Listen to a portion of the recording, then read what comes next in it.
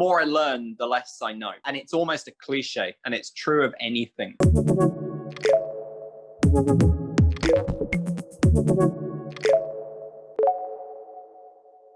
First thing I'll say, this is human nature. It's just how we are wired up. We are designed to find the negative and simply not notice the positive. The more I learn, the less I know. And it's almost a cliche, and it's true of anything. It is a real thing. You may have heard of something called the Dunning-Kruger curve. Dunning-Kruger were actually the two people who kind of studied this in psychology. But the Dunning-Kruger curve basically shows confidence on one axis and then knowledge on the other axis. And what happens is people start off super confident with their abilities and think they know everything.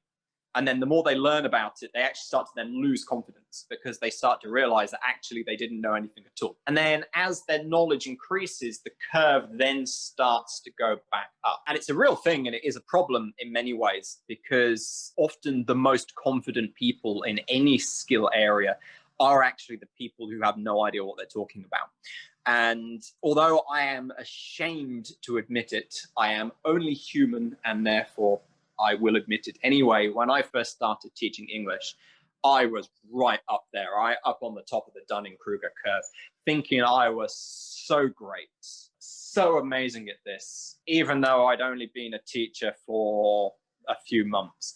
And I'm so embarrassed to even admit it now, but I remember when I was teaching in secondary school, I actually said, oh, the way they do all of this stuff is so rubbish. If you just let me do everything I wanted to do, I could have these kids fluent in a year. No way. I had no idea what I was doing. It was pure Dunning-Kruger confidence. And then as I started to study teaching practice, second language acquisition, applied linguistics, psychology, I started to realize just how unbelievably wrong I was. And my confidence plummeted to the point where I thought, I am a fraud.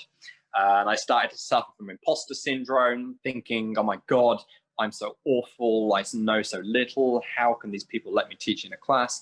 And then my confidence went back up again. And it's true of anything, and it's true of the language as well. So understand that the fact that you feel like that is actually a positive thing, because what that means is it means you're progressing through the curve, and that confidence will start to go up.